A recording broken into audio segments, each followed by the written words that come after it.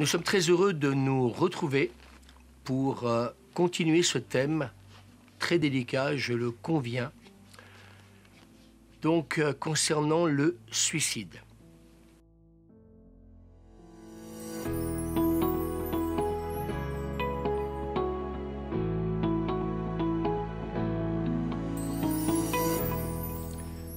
J'espère de tout mon cœur que la première émission a été pour vous l'occasion de bien réfléchir et certainement que cela a dû vous amener à vous poser plein de questions. Mais surtout, le but de ces émissions, c'est de pouvoir vous aider et tout simplement, pouvoir, pourquoi pas, au travers d'un téléphone, d'une adresse, ou peut-être tout simplement venir nous retrouver un dimanche matin à la Cité Lumière, au 46 rue du Faubourg Saint-Laurent. Peut-être tout simplement pour que nous puissions envisager de pouvoir nous rencontrer et avoir toute liberté de pouvoir en parler. Alors, je voudrais simplement dire que chaque suicide conserve sa part de mystère. La personne éprouve à un moment un sentiment de ras-le-bol, d'épuisement mental, avec cette sensation d'être arrivé au bout du rouleau dans un tunnel, au fond du gouffre, comme l'ont exprimé celles et ceux qui ont réalisé une tentative de suicide. Il suffira parfois d'un événement de plus en plus difficile pour que cela fragilise une personne qui, peut-être jusqu'à présent tout allait bien, mais vous savez, la vie, c'est pas toujours un long fleuve tranquille. Et malheureusement, les circonstances de la vie ont fait que cela a apporté de la fragilité. Et bien entendu, on va commencer par exagérer et puis malheureusement réagir d'une manière négative. Et puis, cela peut amener une personne au pire, soit avec préméditation, soit aussi en ayant planifié les choses plusieurs semaines à l'avance. Et nous pouvons nous rendre compte que cela peut aussi arriver. Ou alors soit avec les moyens du bord, dans l'improvisation. La cause, nous pouvons en parler. Ce n'est pas chose facile et je ne voudrais surtout pas que cela puisse culpabiliser qui que ce soit. Mais peut-être parfois, quelqu'un qui a exprimé un mal-être et puis un entourage qui n'a pas peut-être toujours su, écouter. Je me suis rendu compte, pour ma part, que l'écoute n'est pas toujours quelque chose de facile. Et parfois, nous avons peut-être banalisé les plaintes, ou peut-être qu'on s'est même lassé de ces plaintes qui, parfois, étaient trop répétitives. Et vous savez, quand il arrive que quelqu'un est toujours en train de se plaindre, on finit par ne plus y faire attention. Soit aussi indifférent parce que quelque part, cette indifférence peut venir parce que, tout simplement, la personne, n'exprime pas sa souffrance. Et je sais que c'est quelque chose qui n'est pas facile, de pouvoir parfois, parler de sa souffrance, de ses souffrances, surtout quand nous sommes arrivés à un stade de non-retour où la douleur est telle que il nous est difficile, de parler de ce qui peut nous faire mal. Il y a un verset de la Bible quand même que j'aimerais quand même vous laisser.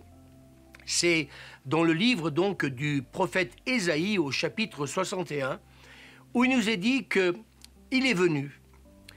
Le Christ, oui, est venu pour guérir ceux qui ont le cœur brisé.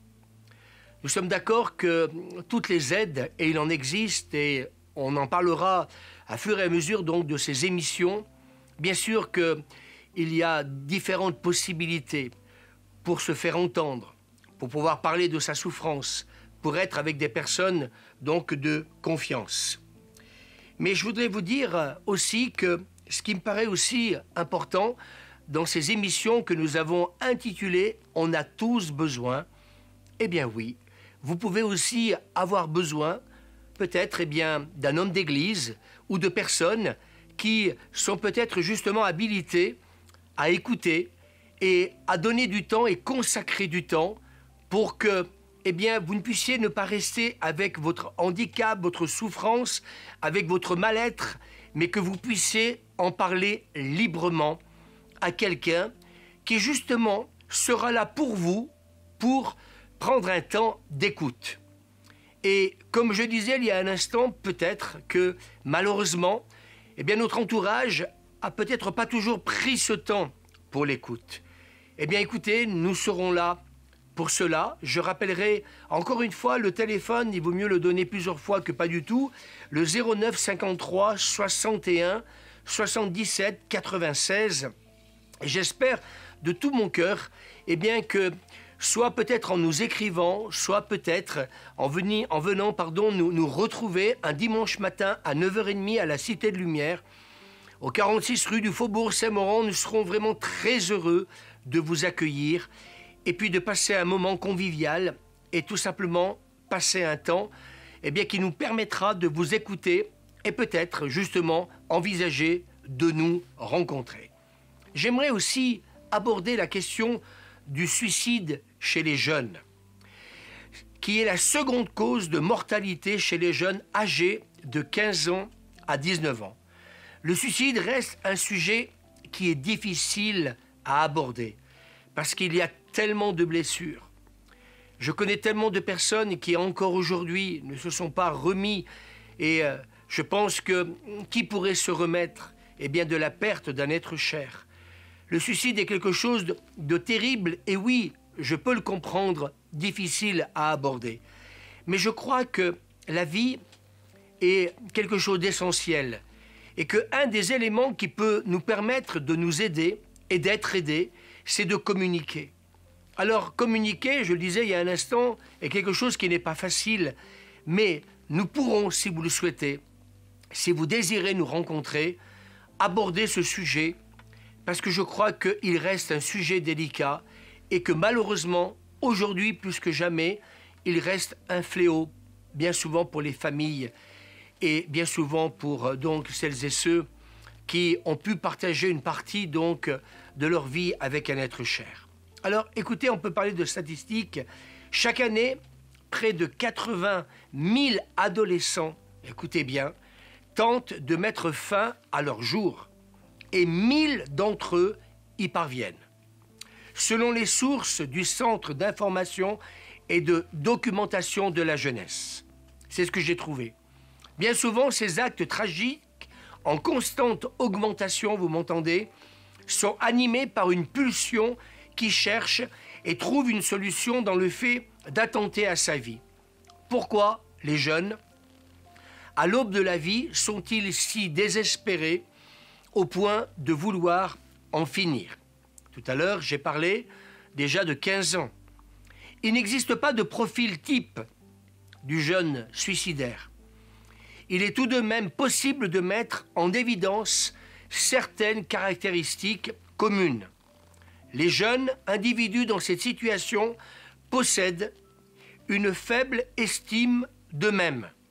Bien sûr, ils se dévalorisent et je peux constater aujourd'hui que c'est un fléau au niveau de la jeunesse. Ils se sentent parfois exclus, passifs et puis bien entendu médiocres. Ces adolescents, souvent désœuvrés, n'ont pas encore découvert leurs valeurs. Et moi, j'aimerais vous dire que nous, les parents, la famille, les amis même, nous avons un rôle important à jouer avec ces adolescents, avec ces jeunes. Vous savez, j'ai le sentiment qu'aujourd'hui, on passe plus de temps à dévaloriser quelqu'un qu'à le valoriser. Vous savez, on a tous des défauts, mais on a tous des qualités. Et je pense qu'on ne peut pas passer son temps à ne faire que des reproches à une personne. Un psychologue disait que, 9 compliments et un reproche. Et quand il n'y a qu'un reproche et 9 compliments, la personne se sentira valorisée. Mais si par contre, il y a 9 reproches, juste un point positif, la personne ne pourra pas le recevoir, elle ne pourra pas l'entendre. Alors bien sûr qu'il y a aussi l'environnement, et nous savons que bien souvent dans certains quartiers. Hier soir, très tard, je regardais une émission donc, sur la gendarmerie et on se rend compte que malheureusement, dans beaucoup de quartiers défavorisés, parfois, eh bien, nous nous rendons compte que les choses ne sont pas faciles. Je voyais hier une scène qui, comment dire, m'a fait mal. Un adolescent qui, était par terre et une bande de jeunes, à peu près, je ne sais pas, mais je crois qu'ils étaient entre 10 et 15. Ils avaient des barres de fer. Ils avaient même des béquilles, vous savez, pour marcher, et qui ont tapé, comment dire, sur ce garçon à ne pas en finir. Et je crois qu'aujourd'hui, et quand je regardais cette scène hier soir, bien entendu que, eh bien, ce garçon, oui, n'est pas mort. Et ça, je crois que on peut parler de miracle, c'est ce qui était dit hier soir dans cette interview. Bien sûr qu'il a été hospitalisé, je crois qu'il a eu 67 points de suture. Donc, je ne sais pas si vous voyez, donc traumatisme crânien. Et j'aimerais vous dire aujourd'hui que parfois, l'environnement dans nos quartiers n'est pas toujours facile. On parle d'insécurité, mais je crois qu'il y a des pressions multiples et variées et que cela peut aussi avoir des conséquences. Au point même, eh bien, j'aimerais vous dire que cette famille, eh bien, a été obligée, comment dire, de déménager, tout simplement, eh bien, pour préserver donc leur fils. Donc, ces adolescents ne se reconnaissent aucun contrôle sur leur vie et ils sont souvent victimes de leurs pulsions. Et c'est ce que nous constatons aujourd'hui. Ces attitudes sont en train de bouillir en eux. Et puis parfois, eh bien, quand ils se retrouvent dans une communauté, et puis donc souvent donc il y a cette conséquence, eh bien, de celui qui va, comment dire, adopter certains dérèglements, eh bien, de quelque part ne pas prendre conscience, eh bien, qu'il a besoin, eh bien, d'aide, qu'il a besoin d'écoute. Et puis bien sûr, entre cette société, eh bien, qui n'est pas toujours là aussi pour nous aider, eh bien oui, il faut continuer donc à vivre.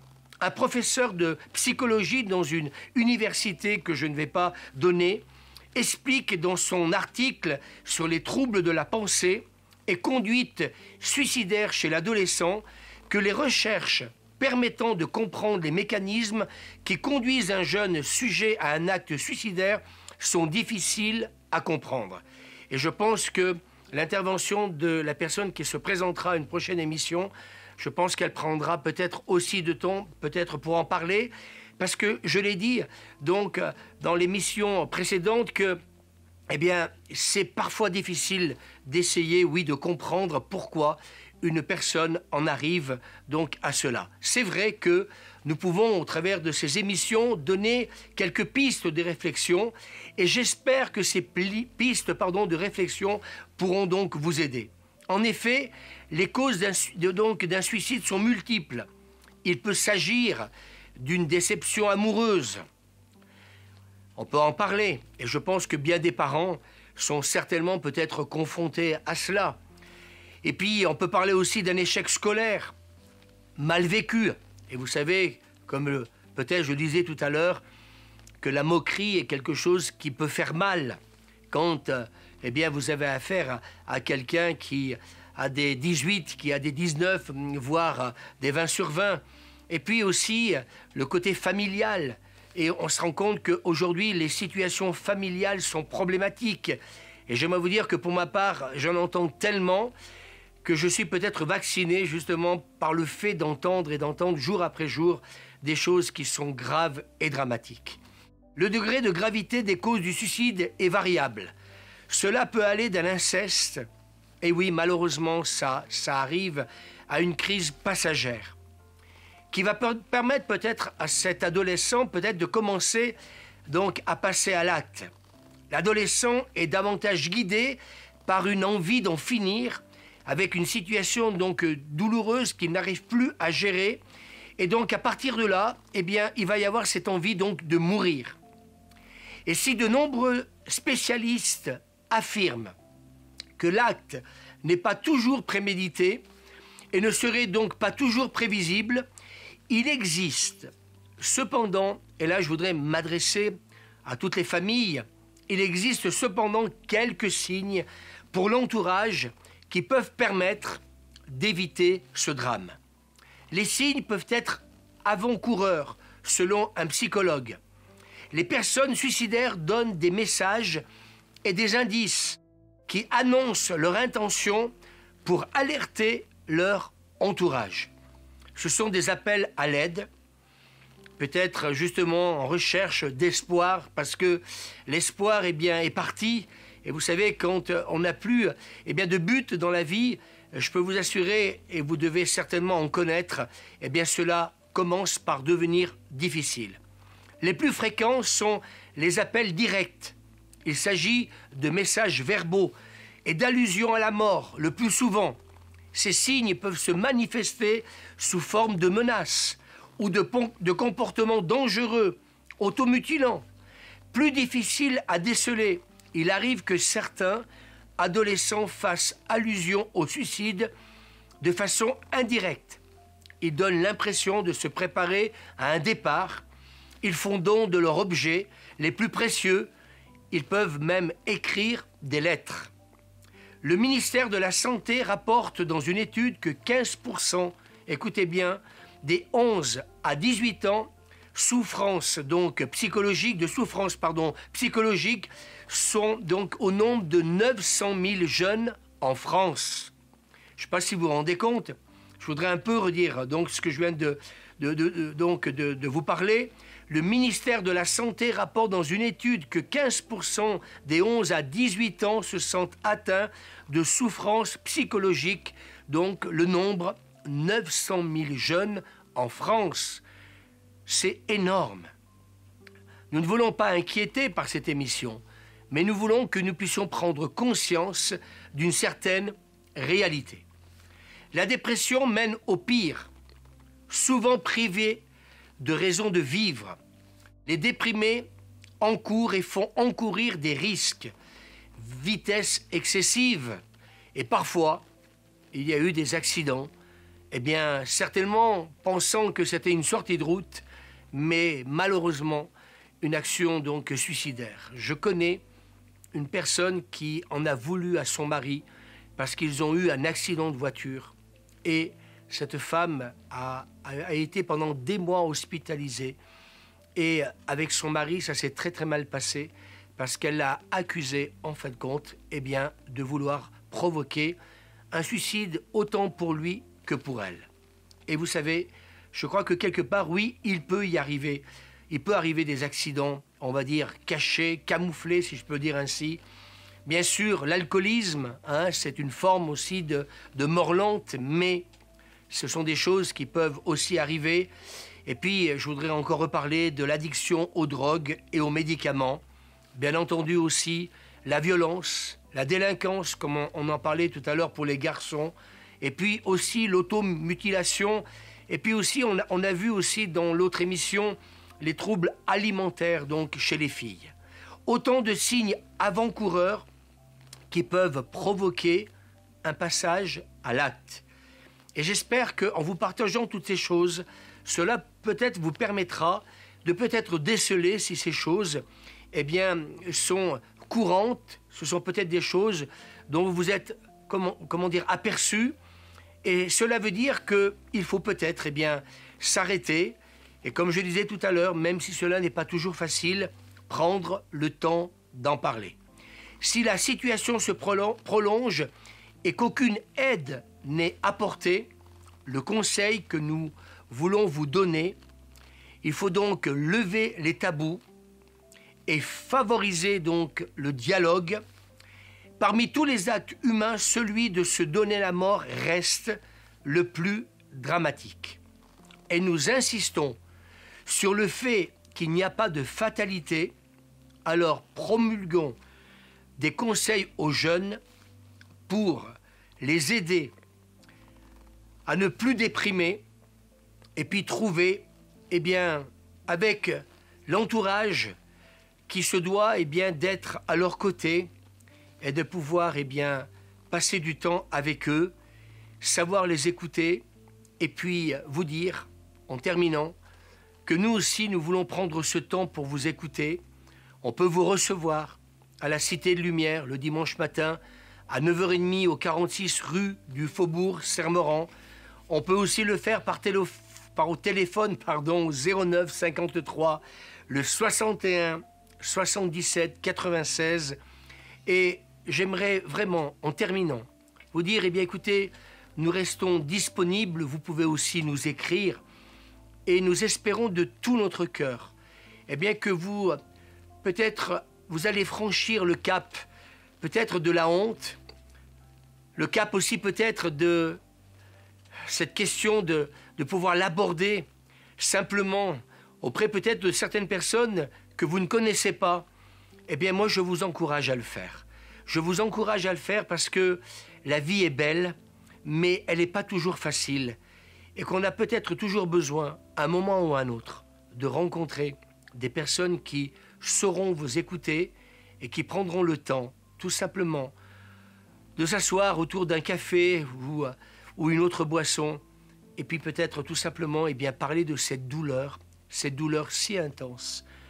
Et simplement, j'aimerais vraiment en terminant vous dire, s'il vous plaît, voilà, vous avez des possibilités, sachez les saisir, et nous espérons de tout notre cœur que nous pourrons nous rencontrer. Et je vous dis à bientôt. Merci beaucoup. Chers amis, on a tous besoin d'un médecin, d'un kiné, d'un banquier, d'un charpentier, d'un avocat, d'un psychologue, d'un comptable et pourquoi pas d'un homme d'église.